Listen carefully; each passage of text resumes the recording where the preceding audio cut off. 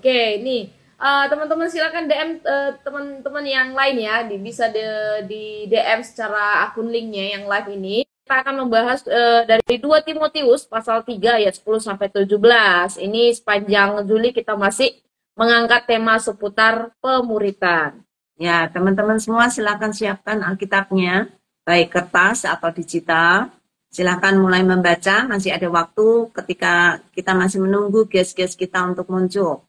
Nah, teman-teman yang mungkin pertama kali bergabung atau mengikuti untuk penggalian Alkitab ini, jadi Alkitab ini adalah satu penggalian yang kita lakukan secara live seperti ini setiap hari Senin dengan metode SABDA untuk kita menggali pasal-pasal yang terkenal yang ada di Alkitab kita, atau kita sebut sebagai pasal-pasal yang top.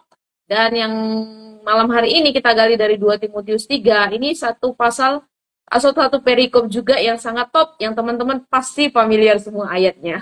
Ya, ya teman-teman, kita mungkin tadi yang kedua kita belum berkenalan, siapa tahu ada yang belum kenal kita. Saya Yulia. Iya, dan saya Roma.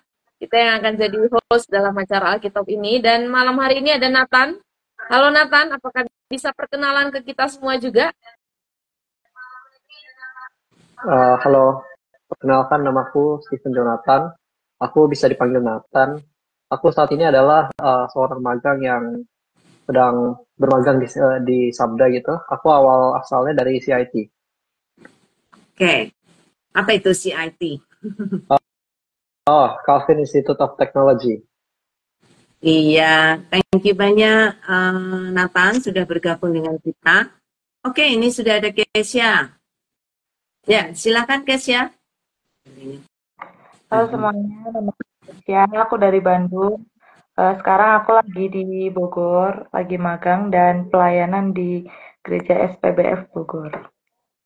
Oke, aslinya dari mana Kesia? Kalau aku aslinya dari Cilacap. Oh, oke. Ya, itu bahasa yang sangat aku suka, bahasa Banyumasan. Oke, terima kasih sudah perkenalan. Jadi ada Kesia, ada Nathan yang akan bersama kita untuk menggali 2 Timotius pasal yang ketiga ayat 10 sampai 17 tentang mentoring dalam pemuritan. Mengapa dalam pemuritan perlu ada mentor dan apa sih tugasnya mentor? Nah, ini pertanyaan-pertanyaan ini yang akan kita gali bersama dalam 7 ayat malam hari ini ya. Oke, kita akan mulai untuk berdoa, untuk doa pembukaan. Ibu Yulia mungkin bisa membuka dalam doa.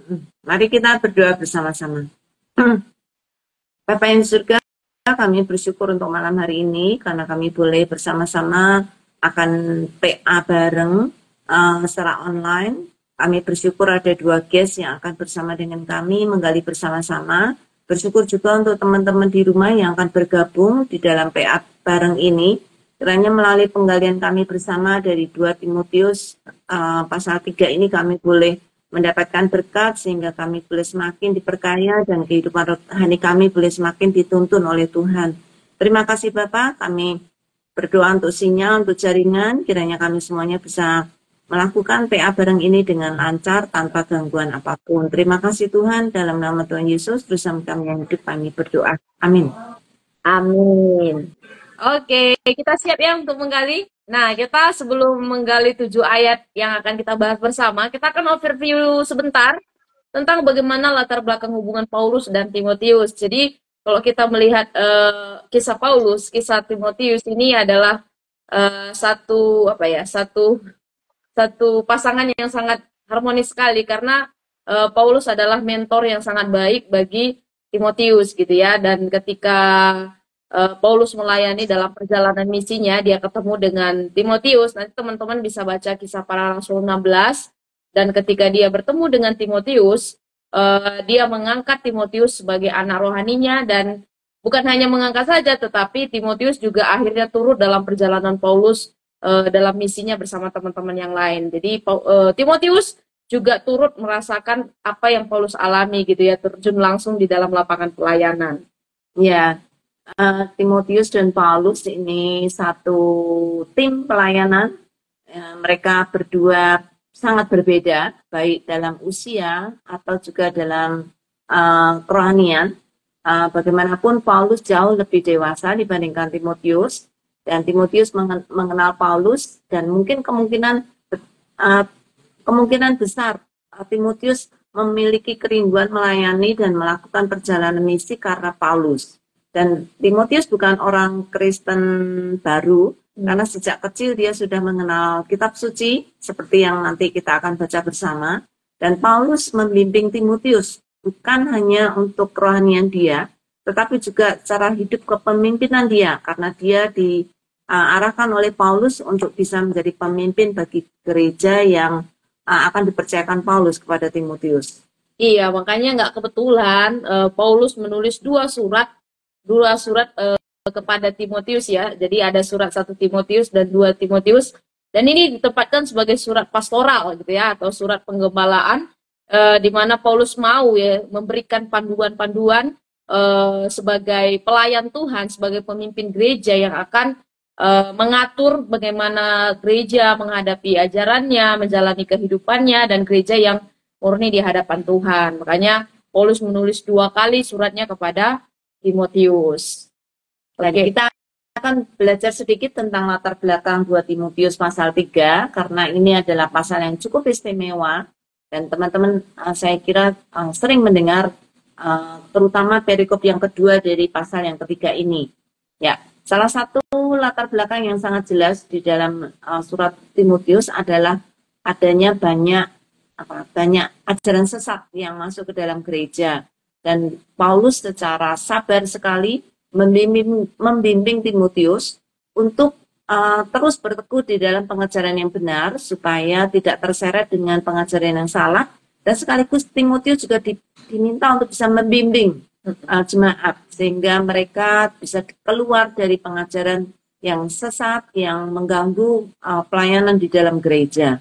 Iya, jadi pembinaan yang dilakukan oleh Paulus kepada Timotius itu berguna juga untuk pembinaan yang selanjutnya akan dilakukan oleh Timotius kepada gereja yang akan dilayani, karena pada akhirnya juga Timotius juga akan menggembalakan jemaat atau gereja yang dipercayakan untuk digembalakan oleh Timotius. Nah, sekarang teman-teman kita akan membaca ya terlebih dahulu ayatnya dari 2 Timotius pasal 3 ayat 10 sampai 17. Nanti dari Keisha dulu ya baca ayat 10 sampai 14. Terus dari Nathan lanjut ayat 15 sampai ayat 17. Kalau di sini judulnya Iman bertumbuh dalam penganiayaan dan dalam pembacaan kitab suci. Ya, silakan Keisha. Ya, ayat 10, tetapi engkau telah mengikuti ajaranku, cara hidupku, pendirianku, imanku, kesabaranku, kasihku, dan ketekunanku. Engkau telah ikut menderita penganiayaan dan sengsara seperti yang telah kuderita di Antioquia dan di Iconium dan di Listra. Semua penganiayaan itu kuderita dan Tuhan telah melepaskan aku daripadanya. Memang setiap orang yang mau hidup beribadah di dalam Kristus Yesus akan menderita aniaya.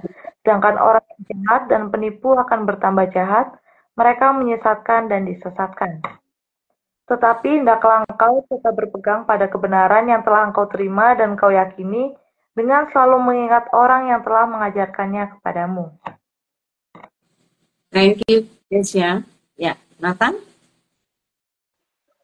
Ingatlah juga bahwa dari kecil engkau sudah mengenal kitab suci yang dapat memberi hikmat kepadamu, menuntun engkau kepada keselamatan iman kepada Kristus Yesus.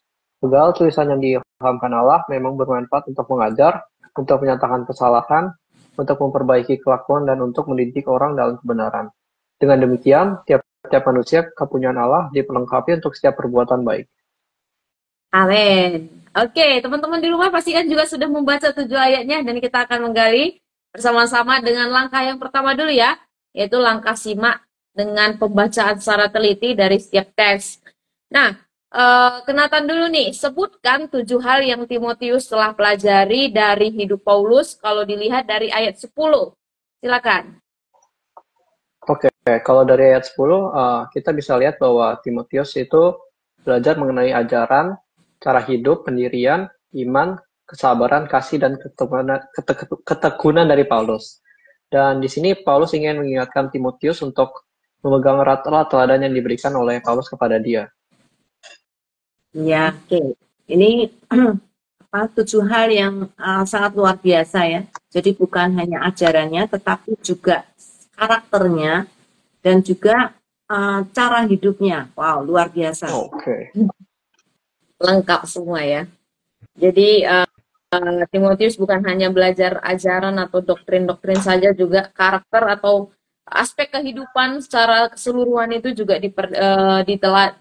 diberikan kepada Timotius untuk sebagai teladan gitu. Ya, kita melihat ini sepertinya memang Paulus secara sengaja ya, karena dia mengatakan engkau telah mengikuti, ya artinya Paulus melakukan itu bukan tanpa tujuan, tetapi dia sengaja melakukan pembelajaran itu kepada Timotius sehingga Timotius bisa mengerti, bisa melihat dan meneliti apa saja yang harus Timotius lihat dari Paulus.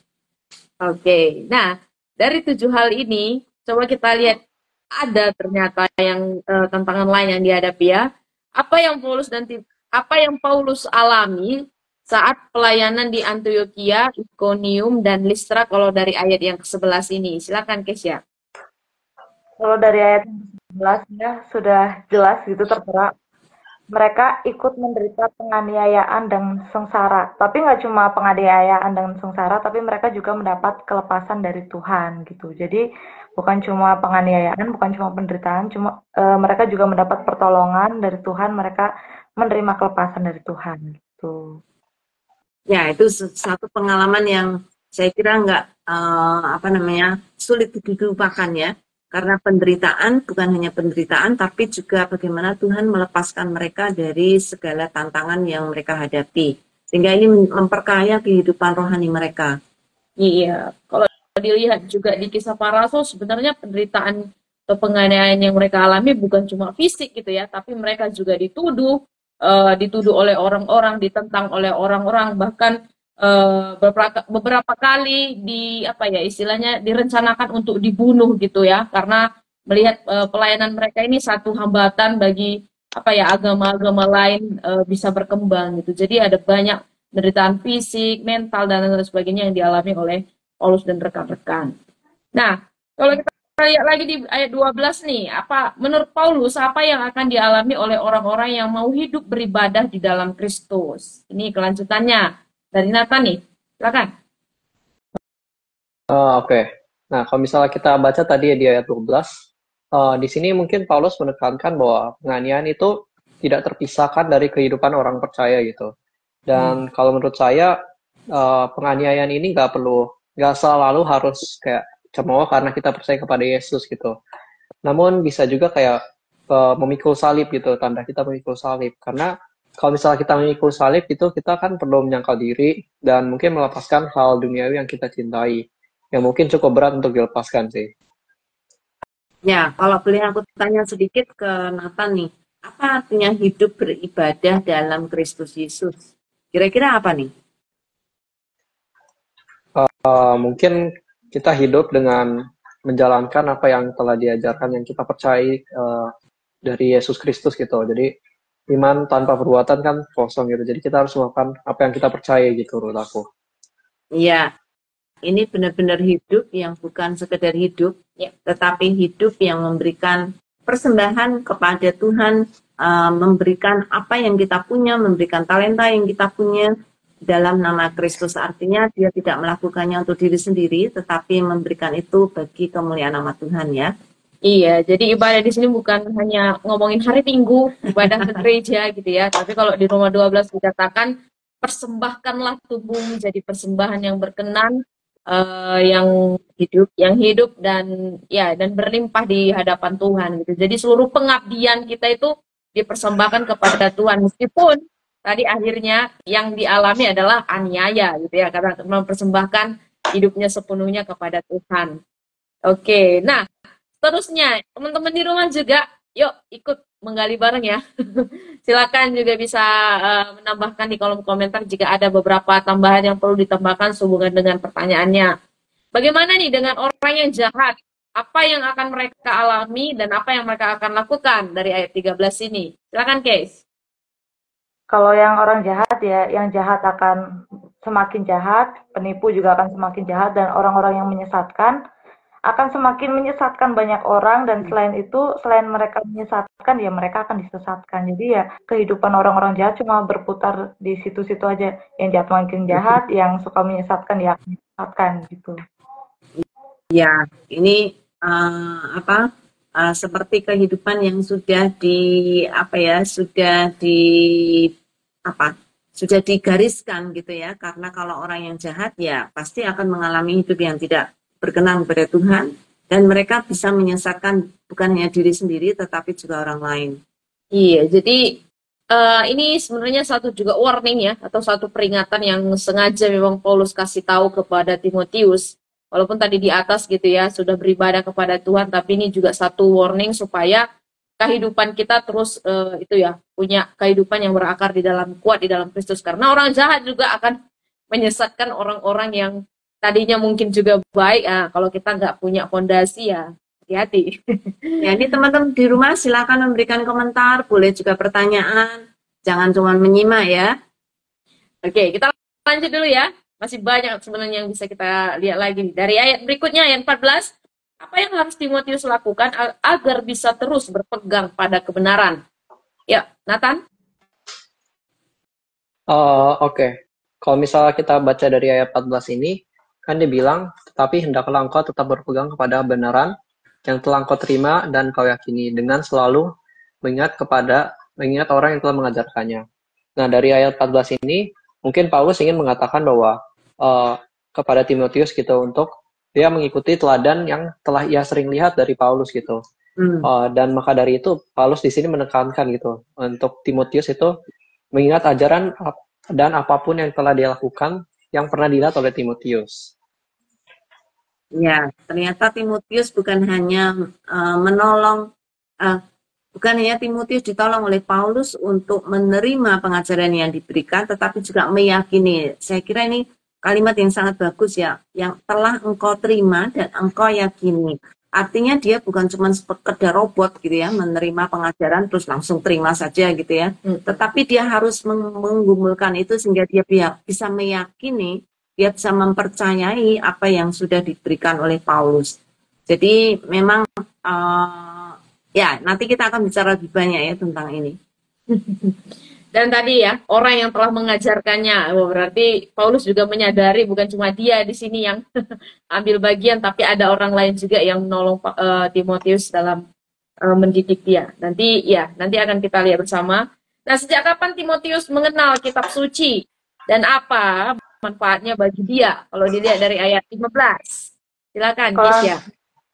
Di ayat 15, jelas itu dari kecil engkau sudah mengenal kitab suci. Berarti memang Timotius sudah mengenal kitab suci ya dari kecil. Dan manfaatnya itu apa? Manfaatnya itu ada di kalimat selanjutnya, untuk memberi hikmat kepadamu dan menuntun engkau kepada keselamatan oleh iman kepada Kristus Yesus. Jadi bisa disimpulkan bahwa manfaatnya sebagai apa ya? Sebagai pedoman hidup, karena di situ memberikan hikmat dan menuntun kepada keselamatan kepada Yesus Kristus. Itu. Iya. Kalau dikatakan sejak kecil artinya peran orang tua sangat besar gitu ya, karena dia sejak kecil artinya orang-orang di rumah lah yang menolong dia untuk mengenal kitab suci. Ini merupakan satu ibadah orang Yahudi terutama, karena di dalam Perjanjian Lama sangat ditekankan sekali sejak kecil mereka harus sudah mengenal kitab suci, sudah mempelajari firman Tuhan dan menghafal. Terkhusus bahkan sejak anak umur 5 tahun dia sudah bisa menghafal kitab suci. Ya, luar biasa. Ya, pendidikan ini juga harusnya sangat penting gitu ya, untuk diterapkan oleh orang-orang Kristen atau kita saat ini.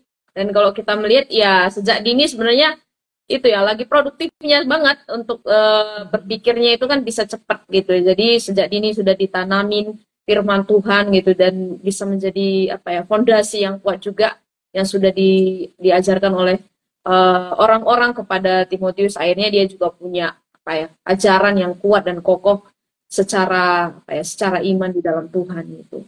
Nah, ini ada satu pendapat nih dari Kak Gotes nih. Saya pikir dari mendengarkan sampai akhirnya yakin pasti melalui proses yang panjang. Ya, ada proses ya yang dialami ketika dia juga belajar gitu ya. Ya, tapi kalau sudah dari kecil dan saya yakin Timotius bukan hanya dengan orang tuanya, tetapi mungkin ada orang-orang di sekitar dia juga yang menolong dia untuk semakin melihat pentingnya firman Tuhan, terus ditambah, ya ini gongnya ya, ditambah oleh Paulus yang akhirnya hidup bersama-sama sehingga Timotius bukan hanya mendengar, tetapi dia juga melihat dengan mata kepala sendiri bagaimana hidup di dalam Kristus dan bagaimana melihat iman Paulus itu sungguh sangat memberikan keyakinan yang besar bagi Timotius. Itu seperti kalau paku ya, saya memberikan analogi.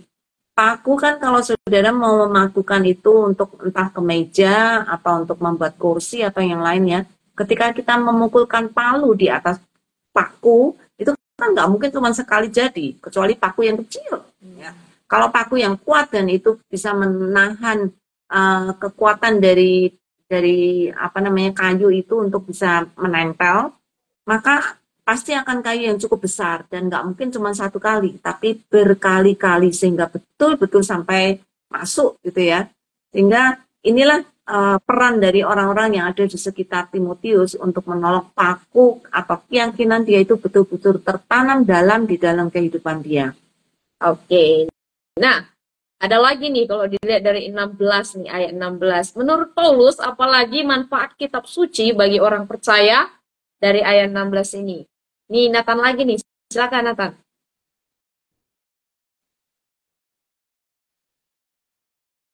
Ya, di-unmute dulu, Nathan. Sorry, iya. Oke, jadi kalau kita lihat di ayat 16, di sini Paulus berkata cukup jelas bahwa firman Allah itu berfungsi untuk mengajarkan kita mengenai kebenaran, lalu menegur kita atas perbuatan yang keliru, begitu juga dengan memperbaiki kelakuan kita serta membimbing kita kepada kebenaran. Ya, di antara manfaat ini, menurut Nathan, manfaat mana yang paling kamu sadari secara secara natural dalam kehidupan kamu? Secara natural ya, mungkin menegur kali ya, menegur kita atas perbuatan yang keliru, karena mungkin ya pasti kita dari kecil sering dimarahin orang tua, jadi itu udah paling natural sih menurut saya. Iya, jadi bukan hanya orang tua yang menegur ya, tetapi firman Tuhan juga menegur kita. Kalau kita memperhatikan firman Tuhan dengan sungguh-sungguh atau mau meyakini apa yang kita dengar dari firman Tuhan adalah betul-betul firman Tuhan ya, sehingga punya otoritas di dalam kehidupan kita. Iya, ini salah satu ayat favorit saya karena setiap baca ini empat-empatnya itu kena. Entah itu menyatakan kesalahan, entah itu mengajar, entah itu mendidik, semuanya sudah tertulis di dalam firman Tuhan gitu. Dan ini menolong kita juga untuk semakin sadar setiap hari apa yang kita lakukan, apakah itu sudah sesuai atau belum sesuai dengan firman-Nya. Makanya harus membaca firman Tuhan setiap hari ya. Iya, benar sekali. Oke, nah dari ayat 17, jadi apa nih kesimpulan Paulus tentang pentingnya belajar firman Tuhan? Silakan, Keisha. Ya, kalau dari ayat 17 kesimpulannya, manfaatnya yaitu untuk memperlengkapi kita ya, tiap-tiap manusia kepunyaan Allah dalam setiap melakukan perbuatan baik. Karena kalau misalnya kita mau melakukan perbuatan baik, pasti ada hal-hal yang menghalangi kita. Nah, pentingnya belajar firman Tuhan untuk apa? Untuk memperlengkapi kita, supaya kita nggak kalah sama hal-hal yang bakal mengganggu kita ketika kita ingin melakukan hal-hal baik gitu. Ya, ini ayat yang luar biasa ya, karena untuk berbuat baik pun kita sudah diperlengkapi oleh Allah.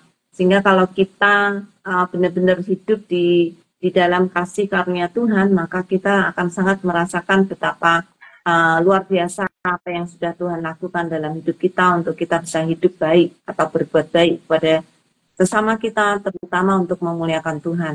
Iya, manfaatnya ternyata sangat besar ya. Jadi mencakup semua aspek kehidupan manusia supaya kita berkenan di hadapan Tuhan juga dan melakukan bimbingan itu perbuatan baik yang dipersiapkan Allah bagi kita semua. Teman-teman di rumah silakan memberikan komentar ya.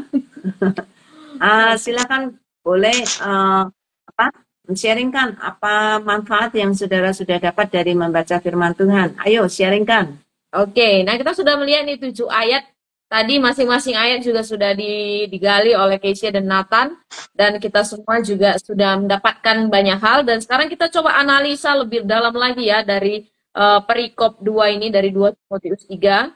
Nah, dari apa yang Paulus tuliskan, jelaskan seperti apa hubungan Paulus dan Timotius. Walaupun tadi di overview sudah, mungkin dari perikop ini dah. Bagaimana nih hubungan Paulus dan Timotius? Dari Nathan dulu, gimana Nathan? Menurut Nathan, dari apa yang sudah kita gali 7 ayat ini? Oke. Kalau dari aku sih, dari yang telah perikop yang dari kita baca, menurut aku Paulus dan Timotius itu hubungannya seperti kawan, namun juga seperti mentor gitu ya, mentor dan mentee gitu. Dimana kita juga dapat melihat bahwa di seluruh perikop ini, Paulus terus mengingatkan, memperingati, dan bahkan juga memberikan dukungan kepada Timotius untuk terus hidup di dalam kebenaran Kristus. Ya, kalau melihat ini, kira-kira Nathan, hubungan Paulus dan Timotius cukup dekat nggak? Kalau cukup dekat, apa buktinya? Mungkin cukup dekat ya. Buktinya mungkin kita bisa lihat bahwa Paulus tahu bahwa Timotius itu udah dididik mengenai firman Tuhan dari kecil. Mungkin itu membuktikan bahwa Timotius sering bercerita gitu mungkin kepada Paulus gitu. Paulus mengenal Timotius sudah gede sih. Ini yang dari kecil itu maksudnya orang tua. Maksudnya Paulus mengenal orang tua Timotius dan dia tahu kalau sejak kecil Timotius sudah belajar firman Tuhan dari orang tuanya. Ya, bukan Paulus yang mengajarin Timotius sejak kecil, tapi orang tuanya. Tapi kalau melihat dari ayat yang ke-10 nih, engkau mengikuti cara hidupku, kesabaranku, kasihku, ketekunanku. Nah, itu kalau nggak lihat dari dekat bagaimana ya? Pasti hidup mereka cukup dekat sekali. Bahkan Paulus memperlihatkan hidup apa adanya di depan Timotius, karena dia melihat bagaimana Paulus melakukan ini, bagaimana dianiaya, bagaimana semua. Paulus sungguh-sungguh melihat Timotius bisa belajar banyak dari hidup Paulus. Ya. Jadi hubungannya sebenarnya sangat dekat sekali ya.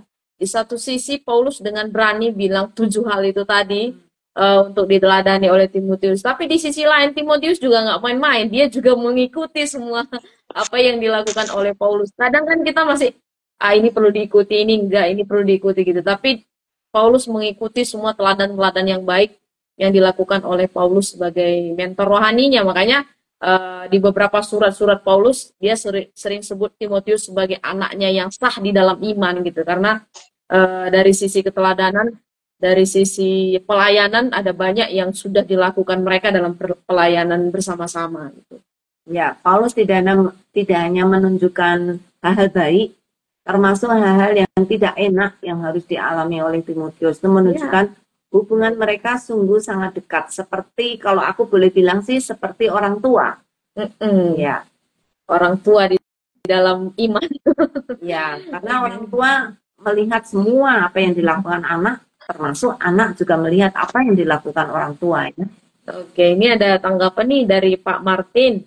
Manfaatnya sangat banyak sebagai sumber hikmat, sumber iman, sumber pengoreksi hidup, dan banyak lagi. Oh, ini tadi ya. Iya, manfaat firman Tuhan.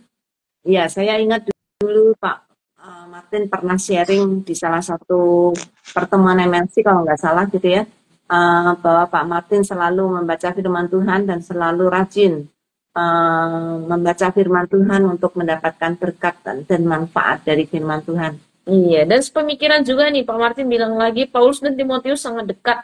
Buktinya dia menyebut Timotius anak, sudah seperti anak dan bapak, sebab Paulus bapak rohani Timotius. Ya benar. Oke, nah kita coba lihat juga ya analisa di bagian yang kedua. Ini balik ke case-nya nih. Pelajaran penting apa saja yang Timotius dapatkan dari Paulus sebagai pembimbing rohaninya? Gimana, Case? Kalau yang aku dapat sih ada banyak ya. Salah satunya kesetiaan. Yang Timotius dapat.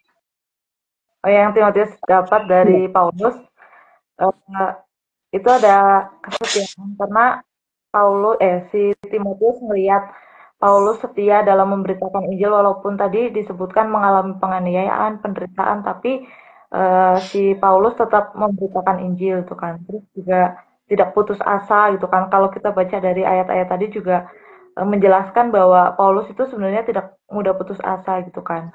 Jadi itu hal yang diambil, terus kesabaran, iman yang teguh dalam Kristus, berpegang dalam kebenaran gitu kan. Itu hal-hal yang didapat Paulus sebagai pembimbing rohaninya si Timotius itu karena kan dari ayat 10 sih, acuannya tadi ayat 10 gitu kan ya.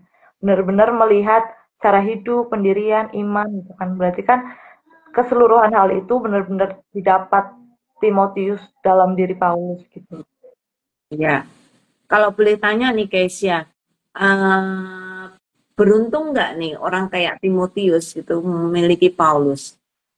Kalau menurut aku sih sangat beruntung kan. Karena Paulus kan nggak cuma mengajar tapi mempraktikannya langsung gitu loh. Jadi nggak cuma ngomong doang kamu harus gini gini gini tapi benar-benar membawa Timotius langsung terjun dalam ikut dalam misinya yang ketiga kan untuk melihat bagaimana dia hidup, bagaimana dia melayani gitu. Jadi untuk mendapatkan mentor yang kayak Paulus ini sungguh-sungguh istimewa luar biasa banget. Bersyukur gitu. Iya, kira-kira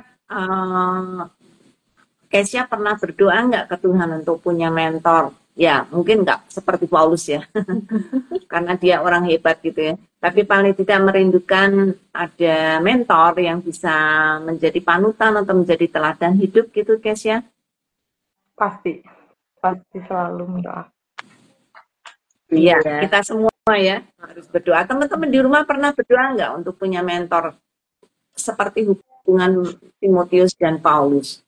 Silakan diberikan komentar di apa namanya di kolom komentar ya. Oke, nah kita lanjutkan ya. Oke, nah kita masuk ke bagian berikutnya, langkah belajar di sini. Nah, ini simpulkan siapa saja yang telah berperan membimbing atau menjadi mentor hidup spiritual Timotius. Dan bagaimana cara Timotius belajar dari mereka. Gimana, Nathan?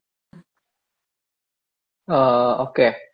Mungkin kalau misal dari waktu Timotius kecil dulu kali ya. Nah, waktu Timotius kecil, tentunya kan dia diajarkan mengenai firman Allah. Berarti mungkin di sini dia diajarkan oleh orang tuanya, yang kemungkinan besar diajarkan oleh ibunya gitu, ataupun neneknya. Meskipun mungkin di perikop ini nggak dibahas gitu. Dan kemudian setelah dia beranjak dewasa, dia juga ketemu dengan Paulus gitu. Nah, dan Paulus ini juga yang berperan sebagai mentornya dia gitu. Dan cara Paulus mengajarkannya itu gimana? Yaitu dengan mengingatkan dan juga memberi peringatan gitu, agar Timotius tetap hidup dalam kebenaran dan juga dengan memberikan teladan kepadanya sih. Ya, aku bisa bayangin sih, maksudnya kalau Paulus kan orang yang sangat sibuk banget, pelayanannya banyak, apa yang dilakukan dia itu juga sangat banyak. Mungkin tidak ada waktu khusus untuk memberi pengarahan kepada Timotius. Tapi salah satu yang Paulus lakukan adalah Timotius ikut dia kemanapun dia pergi. Itu salah satu cara yang sangat indah di dalam pemuritan, bahwa kita mengikut seseorang dan kita melihat hidupnya dan kita belajar dari itu. Iya, aku suka lihat kalau ada gambar pemuritan itu ada orang yang berjalan di depan terus yang di belakangnya ngikutin gitu. Jadi ada ya punya hubungan yang baik dengan mentornya gitu, dan itu yang dilakukan Paulus. Dan tadi juga ada Ibu Yunike dan juga Ibu Lois yang tur juga ambil bagian ya. Jadi para ibu-ibu juga sebenarnya sangat sangat diingatkan banget gitu betapa pentingnya pendidikan kerohanian sejak masa kecil, dan ini sudah dibuktikan siapa yang mendapatkan hasilnya itu ya Timotius, yang bisa dilihat bagaimana pelayanannya yang luar biasa hebat. Ya, aku sarankan Nathan belajar secara khusus tentang riwayat hidup Timotius, karena bukan hanya ibunya, tapi juga neneknya ikut memberikan andil di dalam kehidupan Timotius. Oke. Nah, ada tambahan nggak dari Keisha? Menemukan tokoh lain atau cukup di situ? Sejauh ini sih ya keluarganya Paulus, dan mungkin waktu perjalanan misi ketiga itu kan ada beberapa rekan. Nah, kemungkinan mereka juga menjadi mentor si Timotius. Ya, aku yakin rekan-rekan pelayanan Paulus yang lain juga ya, menjadi contoh bagi Timotius. Banyak saat itu para para hamba Tuhan yang dididik oleh Paulus atau juga yang ikut Paulus di dalam pelayanan dia, termasuk Silas, termasuk siapa lagi, Lukas, ya, Barnabas dan teman-teman lain. iya. Oke, nah kita coba lihat masuk ke bagian berikutnya ya. Simpulkan bagaimana Paulus dan Timotius memandang kitab suci. Ya, dari Kesia dulu mungkin. Gimana? Kalau kesimpulannya sebenarnya tadi udah ada di ayat yang ke-16 kan ya. Jadi kayak mereka itu memandang kitab suci bukan hanya sebagai kitab keagamaan doang gitu kan. Tapi benar-benar sebagai pedoman hidup gitu kan. Sebagai penuntun kepada keselamatan, bahkan dikatakan manfaat yang lain adalah untuk mengajar, menyatakan kesalahan, dan memperbaiki kelakuan, mendidik orang itu. Jadi mereka benar-benar melihat kitab suci itu bukan sekedar, oh ini tulisan keagamaan, oh ini kitab Taurat, cuma sekedar baca-baca doang, tapi benar-benar menjadikan kitab suci itu sebagai pedoman hidupnya, sebagai pegangan dalam hidupnya, bukan hanya dalam mengajar, tapi dalam menyatakan kesalahan untuk diri sendiri, memperbaiki kelakuan diri sendiri. Gitu. Jadi benar-benar mereka memandang kitab suci itu sebagai pegangan hidup gitu. Ya, jadi kedua orang ini kalau melihat dari perikop yang kita baca ya, mereka memandang Alkitab betul-betul sebagai otoritas dalam hidup mereka ya, bukan hanya otoritas hidup, tapi bahkan iman mereka pun Alkitab menjadi panduan yang paling kuat. Iya, makanya dikatakan diilhamkan Allah ya. Jadi tadi seperti kayak saya bilang bukan buku biasa ya, tapi benar-benar firman yang diilhamkan oleh Roh Kudus sendiri supaya ya kita semua juga ketika membacanya juga memperoleh penerangan gitu ya dari firman Tuhan yang itu tadi menegur, mengingatkan, mengoreksi, bahkan mungkin memberikan kekuatan dan lain sebagainya. Semua sudah ada di dalam firman Tuhan yang diilhamkan oleh Allah. Ya, ini ada beberapa tanggapan nih dari teman-teman ini dari Goto Welles. Saya mendoakannya dan saya punya mentor yang tidak hanya menasihati lewat kata-kata tapi juga mempraktekkan. Wow, ya kita semua harus punya mentor nih. Paling tidak untuk kita bisa saling berbagi dan juga saling belajar.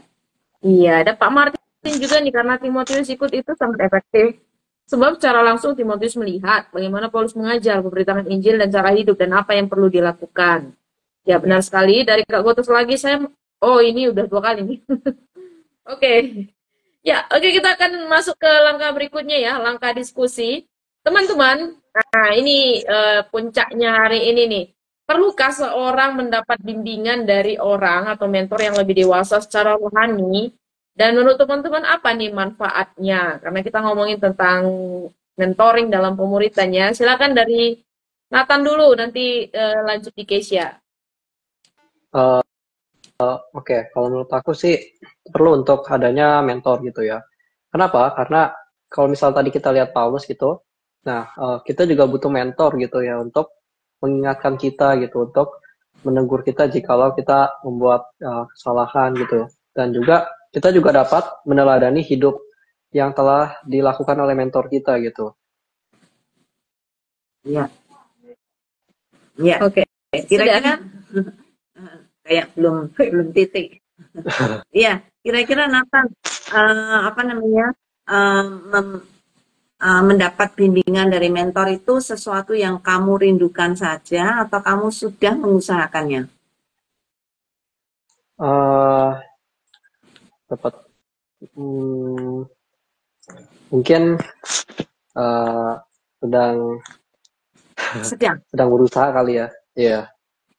Ya, intentionally maksudnya dengan sengaja ya, bukan ya tiba-tiba ada orang yang mau membimbing saya. Bukan tiba-tiba ya, tetapi memang didoakan, memang dirindukan, dan memang mencari.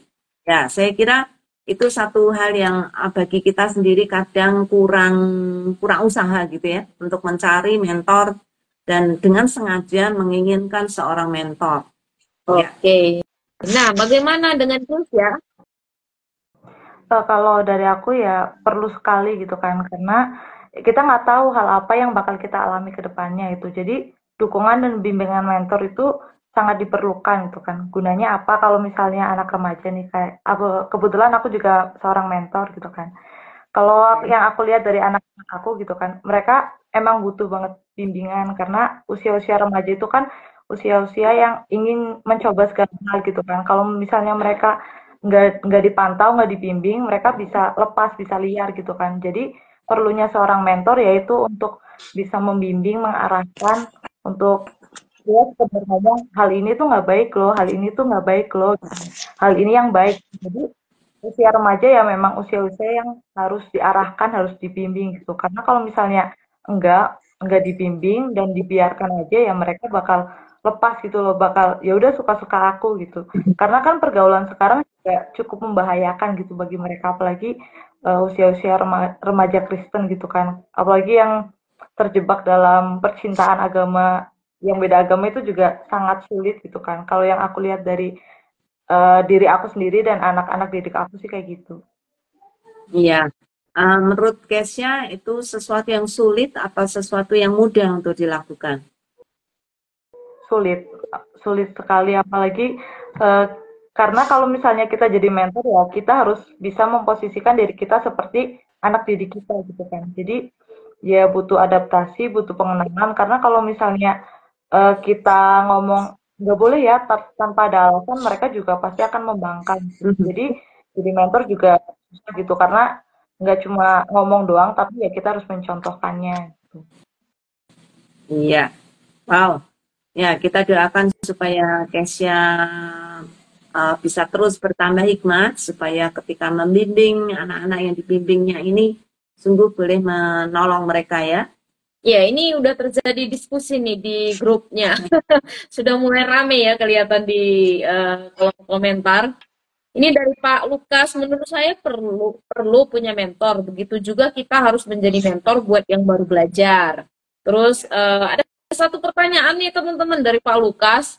Pertanyaan saya, apakah ada modul yang bisa diajarkan secara sistematis pakai Cambium atau ada modul lainnya? Tentang mentoring dalam pemuritan nih apa? Ya gimana Bu? Iya.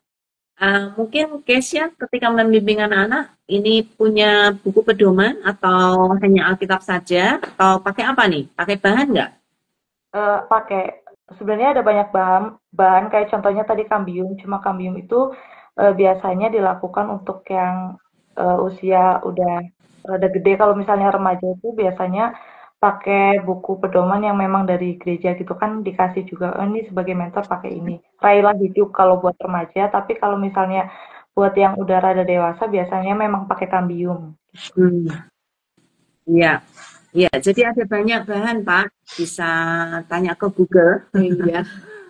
Tapi juga bisa tanya teman-teman yang lain. Silakan teman-teman yang lain yang ikut mendengarkan, yang mungkin punya bahan bagus, silakan share di kolom komentar ya. Oke, ada tanggapan lain dari Pak Martin, menjadi bapak rohani itu memang tidak mudah. Karena bapak rohani harus menjadi teladan hidup bagi anak-anak rohaninya. Ini mungkin pergumulan yang dialami oleh Pak Martin juga nih sebagai bapak rohani. Ada tanggapan pertanyaan kedua dari Gangsta. Apa bedanya memperbaiki kelakuan dengan mendidik dalam kebenaran? Tadi ya yang ayat 16. Silakan Nathan mungkin bisa menjawab. Eh, Gimana? Apa bedanya nih? Memperbaiki kelakuan dan mendidik dalam kebenaran. Mungkin kalau memperbaiki kelakuan itu kayak sekedar kelakuan kita aja berubah gitu. Kayak kalau misalnya kebenaran itu lebih dalam lagi gitu. Kita karena kita mengenal Kristus maka kelakuan kita berubah gitu. Karena kan kalau mengubah kelakuan aja kan nggak harus jadi orang Kristen juga bisa kok maksudnya. Iya. Satu lagi perbedaannya memperbaiki kelakuan artinya kita sudah lihat ada kelakuan yang salah gitu ya. Nah, karena salah maka perlu diperbaiki.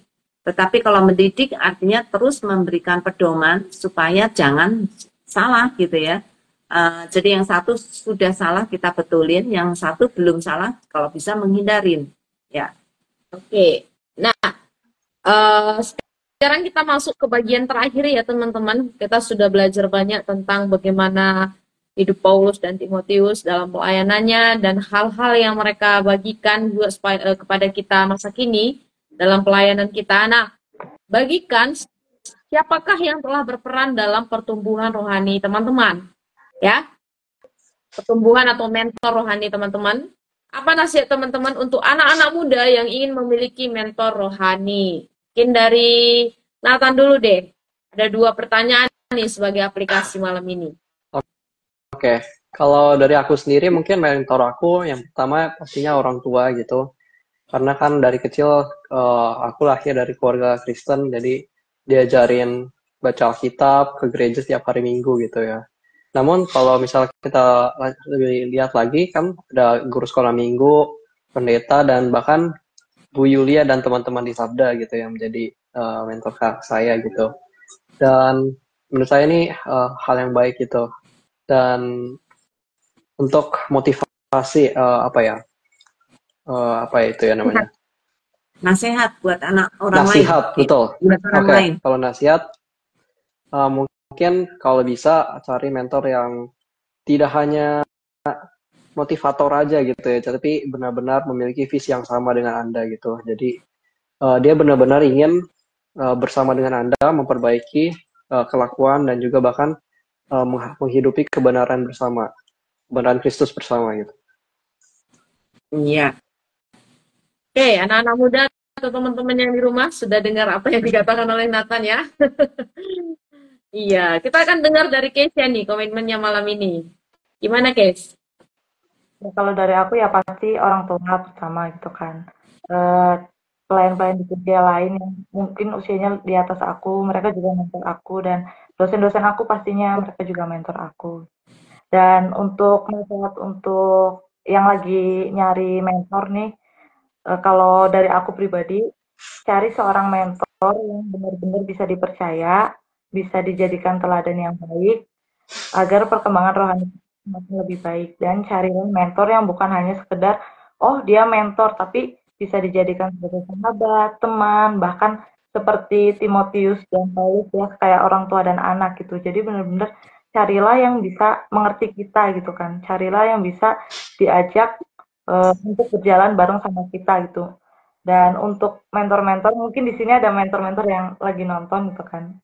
Kalau dari aku, pesan buat para mentor itu, generasi saat ini tuh membutuhkan pemimpin yang bisa merangkul, bukan otoritas yang memukul gitu. Jadi untuk para mentor juga nih bukan bukan bukan kita doang yang nyari mentor harus gini-gini, tapi sebagai mentor juga harus bisa menjadi sahabat, bukan hanya sebagai seorang mentor yang bisa nyuruh. Iya. Masih lanjut nih, Kes. Udah? Sudah. Oh, sudah ya. Oke, wah, saya ingat kok yang tadi pemimpin apa tadi? Iya, yang bisa merangkul gitu ya. Carilah mentor yang bisa merangkul. Oke, sekaligus menjadi sahabat kalau bisa ya. Ya, oke. Ini masih ada tanggapan sih, Bu. Ya. Teman-teman, masih ada tanggapan. Oh, ada satu pertanyaan nih, Kak Gangsa. Apa tujuan dari hikmat di ayat 15 tadi ya? Kenapa hikmat disambungin dengan keselamatan oleh iman? Keisha mungkin mau menjawab? Ya, hikmat. Karena kalau misalnya kita nggak berhikmat gitu kan ya, apalagi untuk saat-saat ini gitu kan, banyak hal-hal yang bisa mengoncang iman kita gitu kan, banyak ajaran-ajaran kekristenan yang mungkin kita mikir, oh ini baik, padahal itu udah melenceng gitu kan. Jadi kenapa hikmat dan keselamatan itu nyambung ya, karena kalau misalnya kita punya hikmat untuk kita benar-benar mengerti Alkitab, pasti kita juga tahu keselamatan yang benar-benar ada, benar-benar dituliskan dalam Alkitab itu seperti apa. Kalau misalnya kita nggak punya hikmat, kita ada di situasi yang kayak sekarang, banyak ajaran-ajaran yang menyimpang, pasti kita mikirnya kayak, itu mah sama aja gitu. Jadi perlu pentingnya hikmat yaitu untuk bisa membimbing kita dalam keselamatan yang benar-benar keselamatan di dalam Yesus gitu. Ya, tadi yang dikatakan oleh siapa namanya Nathan ya, bukan hanya ajaran moralitas saja, tetapi ajaran yang sungguh membimbing kita atau menolong kita sampai kepada keselamatan. Ya. Oke, terima kasih Nathan, Keisha. Semoga terus bisa menjadi mentor bagi anak-anak rohaninya atau juga belajar dari mentor rohaninya. khususnya juga dari penggalian kita malam hari ini ya, bisa menguatkan kita sebagai anak-anak muda bagaimana hidup sebagai orang yang sudah dimuridkan untuk bisa memuridkan gitu ya. Oke, senang sekali ya. Saya juga belajar banyak hari ini, khususnya mengingat kembali bagaimana perjalanan hidup saya selama 12 tahun di perantauan ini, juga pastinya banyak bimbingan dari mentor saya ya gitu. Dan termasuk juga malam hari ini disegarkan lagi bagaimana kehidupan mentor dan menti yang baik, dan bagaimana kehidupan secara pelayanan yang harus dialami, walaupun itu mungkin penderitaan, tetapi ketika kita bersama dengan Tuhan dan juga mungkin ada pembinaan yang terus dilakukan oleh mentor, ini akan menolong kita kuat gitu mengikut Tuhan. Ya, Bu Yuli akan menyimpulkan. Ya, ini semua yang kita sedang pelajari dan adalah tentang proses pemuritan. Proses pemuritan tuh nggak bisa dijalani sendiri. Kita diciptakan oleh Tuhan di dalam komunitas orang percaya. Karena itu, siapapun yang ada di sekeliling kita, itu adalah orang-orang yang Tuhan tempatkan untuk kita bisa belajar dari mereka. Aku tadi bersyukur dengan Nathan ya, yang mengatakan bahwa orang tua itu menjadi salah satu mentor utama karena sejak kecil mereka sudah melihat kita juga melihat mereka. Tadi kayak Pak Martin bilang ya, menjadi mentor atau menjadi bapak rohani itu susah karena seluruh kehidupan kita dilihat oleh dia. Karena itu keterbukaan, kalau ini menjadi seorang mentor, keterbukaan hidup itu sangat penting. Tadi Roma juga sudah nyebut sedikit tentang kejujuran, bagaimana kita jujur di dalam kehidupan kita sehingga kita boleh melihat hidup kita sesuai dengan apa yang Tuhan inginkan, dan kalau memang salah tetap harus ditegur dan harus kembali ke jalan yang benar. Aku bersyukur dengan Keisha yang sudah menjadi mentor bagi anak-anak rohaninya dia. Saya sangat bersyukur gitu ya, karena punya kesadaran dan punya intensionalitas ketika membimbing anak-anaknya, bukan hanya sekedar menjalankan tugas. Saya melihat passion yang Keisha punya gitu ya, untuk menuntun anak-anak ini supaya bisa hidup di dalam kebenaran dan mendapatkan kasih setia Tuhan. Ya, aku sangat berharap sih, karena dalam usiaku yang sekarang, aku sudah punya banyak sekali mentor yang pernah membimbing aku, entah sengaja atau tidak sengaja, entah lama atau tidak lama.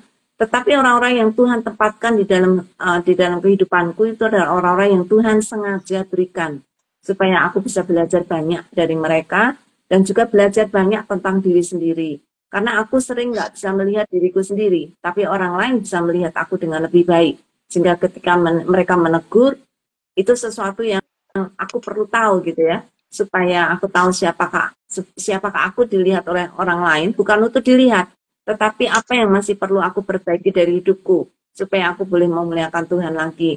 Jadi teman-teman yang masih muda, Nathan dan Keisha, aku bersyukur semoga Nathan nanti akan mendapatkan mentor yang mentor rohani ya, yang betul-betul akan bisa membimbing dan menolong Nathan untuk terus bertumbuh di dalam Tuhan selain orang tua juga, dan kiranya Keisha terus bisa menolong anak-anak didik, dan terutama Keisha sendiri juga membutuhkan mentor. Jadi kita punya mentor dan kita punya menti juga, dan kita sendiri boleh memuridkan orang lain untuk kemuliaan nama Tuhan. Amin. Amin. Selamat bertumbuh dan selamat menjadi mentor dan juga di mentoring. Oke, kita akan tutup dalam doa. Keisha bisa berdoa untuk menutup.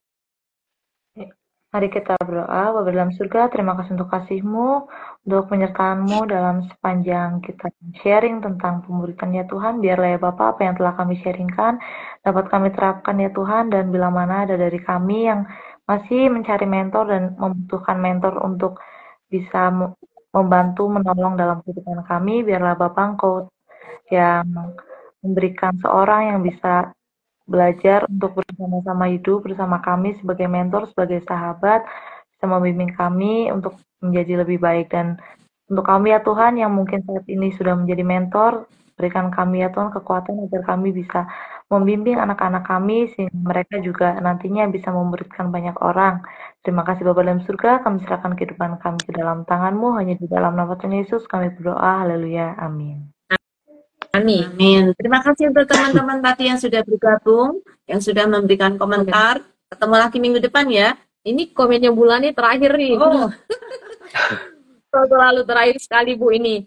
Ulani sangat setuju dengan statementnya Bu Yulia. Banyak orang di sekitar kita yang bisa menjadi mentor rohani bagi kita. Itulah pengaturan Tuhan. Amin. Sekali lagi Pak Martin, terima kasih telah berbagi dalam PA ini. Salam sehat. Terima kasih. Salam ayo PA. Salam Sampai ayo minggu PA. depan. Oke, teman-teman, kita akan ketemu minggu depan lagi tanggal 22 Juli, sabar belum Agustus. Tanggal 22 Juli masih tentang pemuritan, yaitu murid yang melayani dari Matius pasal 20 ayat 20 sampai 28. Pastikan teman-teman join, aktifkan notifikasinya supaya bergabung setengah 8 sampai selesai di IG Live ayo.pa gitu ya. Teman-teman ajak teman yang lain juga untuk bisa bergabung.